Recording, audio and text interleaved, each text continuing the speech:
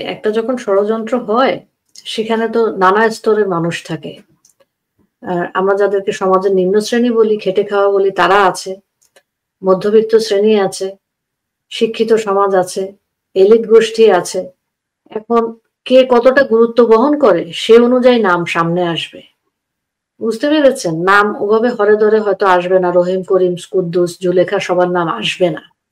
যে কয়েকজনের আন্ডারে এটা তো একটা কর্পোরেট ইয়ের মতন করে, কর্পোরেট কোম্পানির মতন করে জিনিসটা হায়ারার্কি দিয়ে করে করা হয়েছে যে তুমি এই অংশটা দেখবা, তুমি এই অংশটা দেখবা, এভাবে কাজ করা হয়েছে এবং প্রত্যেকের এজেন্ডা ভাগ করে দেওয়া হয়েছে। আপনাকে আমি একটা জিনিস বলি সুলতানা, আপনি খেয়াল করেছেন কিনা ওই যে কিছু হলে যে একটা গ্রাফিতির বই নিয়ে হেঁটে চলে যায়।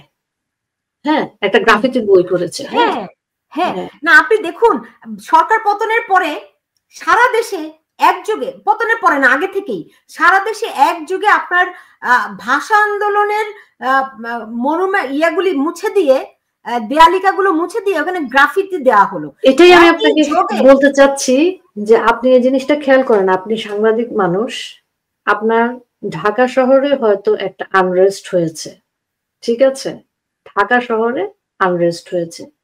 এখন কুড়িগ্রামের একটা জায়গায় সেই আনরেস্ট কিন্তু পৌঁছায়নি, কিন্তু কুড়িগ্রামের সে দেওয়ালেও কিন্তু সেম গ্রাফিতি এসেছে।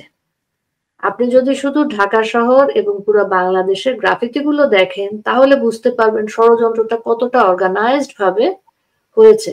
বাংলাদেশের পর্যন্ত, হ্যাঁ, বাংলাদেশের কোন বাচ্চা সুলতানা, আপনি স্কুলে পড়েছেন, আমি পড়েছি, আমরা ঢাকা শহরে বর্ন এন্ড ব্রট আপ, বাংলাদেশের কোন বাচ্চা কুড়িগ্রামের বলেন, সেঙ্গাচর বলেন, তারা গ্রাফিতি আঁকা শিখে?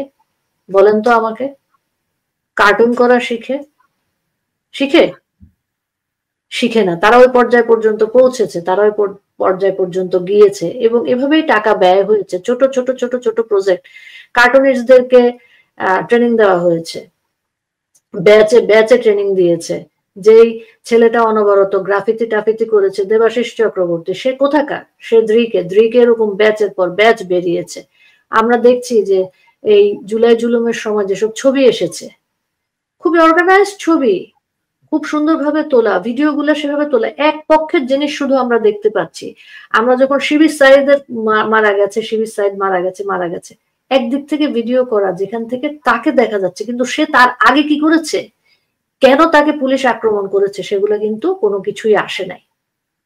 তো এই যে একটা সংঘবদ্ধ চক্র, সংঘবদ্ধ অপরাধী চক্র আমি বলবো, এবং সেটাকে এখন রাষ্ট্র যেভাবে ব্যাকআপ দিচ্ছে, এই ষড়যন্ত্রের জাল ছিন্ন করতে হলে, এই ষড়যন্ত্রকে প্রতিহত করতে হলে সুলতানা, সর্বস্তরের মানুষকে এই ষড়যন্ত্র বিষয়ে জানানো, এবং এই ষড়যন্ত্রের কারণে যে আপনি ভাবছেন যে আমি তো বাসায় নিরাপদে আছি, আমি কেন এদের বিরুদ্ধে কোনো কথা বলবো। কথা হচ্ছে কি আপনার দেশ চলে যাচ্ছে।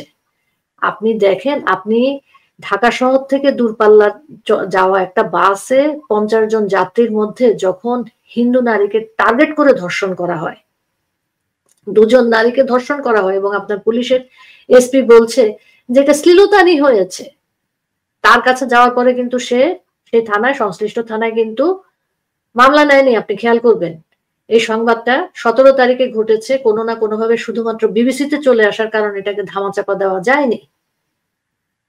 তো রাষ্ট্র নিয়ন্ত্রিত মব যখন চলে, রাষ্ট্র নিয়ন্ত্রিত সন্ত্রাস যখন চলে, সেই জিনিসকে প্রতিহত করার জন্য জনগণের সম্পৃক্ততা ছাড়া কোনো রকমের উপায় আর থাকে না। এটাই একমাত্র এবং একমাত্র সলিউশন।